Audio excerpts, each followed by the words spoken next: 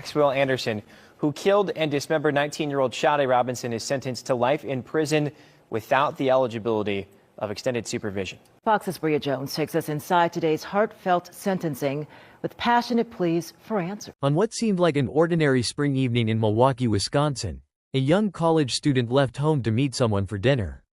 She expected a normal night out, perhaps the beginning of a new friendship or relationship. Instead, it would become the final night of her life. 19-year-old Sade Robinson disappeared on April 1, 2024, after going on a first date. Within days, investigators would uncover one of the most disturbing homicide cases in recent Wisconsin history. Her story is not only about a tragic crime, it is about a young woman full of ambition, a family devastated by loss, and a community searching for answers. Sade Carlina Robinson was born on May 10, 2004. She grew up in the Milwaukee area surrounded by family who described her as energetic, creative, and full of life.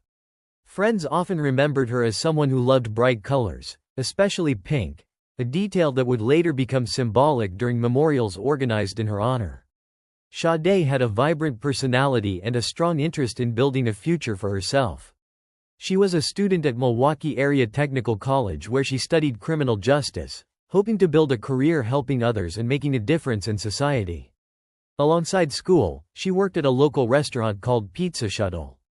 Co-workers described her as hardworking and friendly, someone who could easily brighten a room with her presence. Family members said Sade had big dreams. She wanted independence, education, and a career that would allow her to help people. Sade was extremely close to her mother and sister.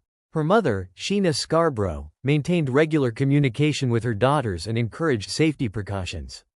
In fact, Sade and her mother often shared their phone locations with each other so they could track one another when going out, a practice meant to ensure safety. Despite being only 19, Sade showed maturity and responsibility. She balanced school, work, and friendships while trying to build a future for herself. Public records do not indicate that she was married or had children. Instead, she focused on education, work, and enjoying life as a young adult beginning her journey. The man who would later become the central figure in the case was Maxwell Anderson, a bartender from the Milwaukee area. He was in his early 30s and had previously worked at several local bars. The two reportedly met at a bar about a week before the crime and decided to go out on a date together. At the time, Sade had no reason to believe that the evening would end in tragedy. On April 1, 2024, Sade left home to meet Anderson for their first date. Surveillance footage and digital records later showed the pair visiting multiple bars and restaurants during the evening. They spent several hours together talking, drinking, and socializing before eventually heading to Anderson's apartment later that night. For investigators, these early hours were critical in reconstructing the timeline. What happened inside the apartment would later become the subject of intense courtroom testimony. Prosecutors would later argue that something inside that apartment led to a violent confrontation. The next day, Sade failed to return home or show up for work. Her family quickly became worried. Behavior like this was completely out of character for her. At the same time, another disturbing discovery occurred. Investigators found Sade's car burned behind an abandoned building in Milwaukee. Fire investigators soon determined the vehicle had been intentionally set on fire using a petroleum-based substance, suggesting the act may have been an attempt to destroy evidence. But the most shocking discovery came soon after. On April 2, a passerby walking through Warnemont Park discovered a severed human leg near a playground. DNA testing later confirmed the remains belonged to Sade Robinson. The discovery transformed a missing person investigation into a homicide case. Over the following weeks, investigators discovered additional remains in multiple locations around the Milwaukee area and along the Lake Michigan shoreline. Each discovery deepened the tragedy and strengthened investigators' belief that the crime had been carefully concealed. The investigation. Detectives began analyzing surveillance footage, phone records, and digital evidence.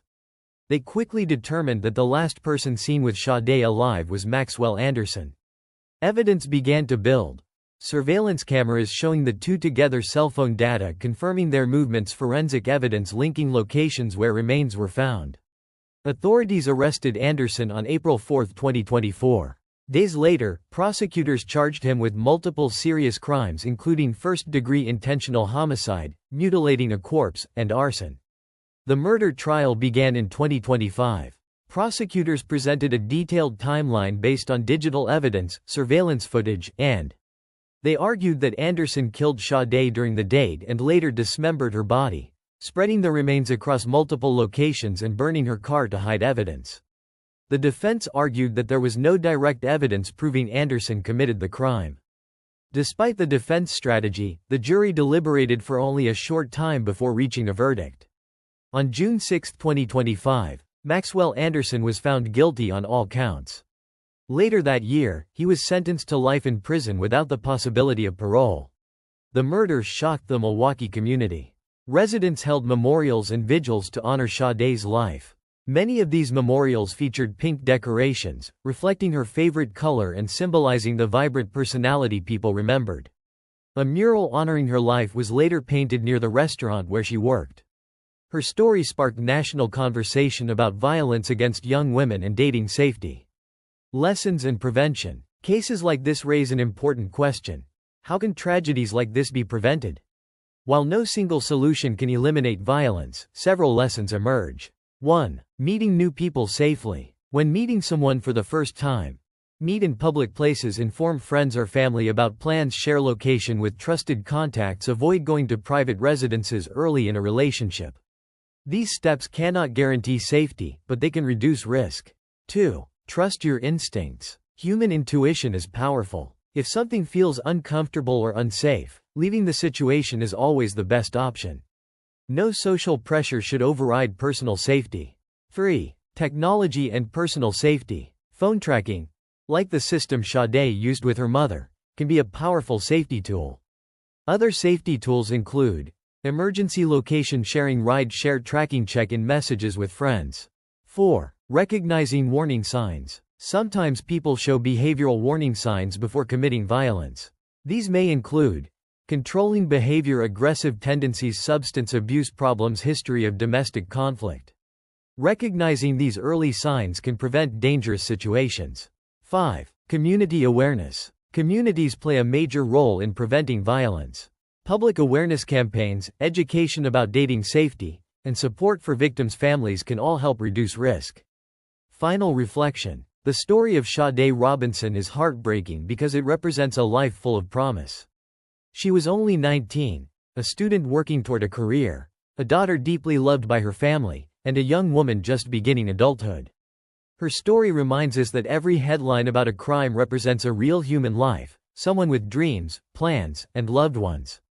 While justice may hold perpetrators accountable, it cannot bring back the life that was lost. The best way to honor victims like Sade Robinson is through awareness, education, and the commitment to prevent future tragedies.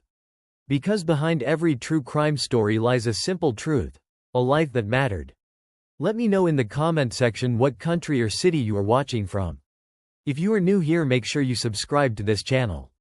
Statistics have it that over 38 black women have been killed at Milwaukee. It is worrisome. If you are watching and you haven't subscribed yet, make sure you subscribe for the next thrilling video. If this story makes you think twice, click on the subscribe button right now. Share this story for a moment. Thanks for watching and listening. Stay safe and stay vigilant.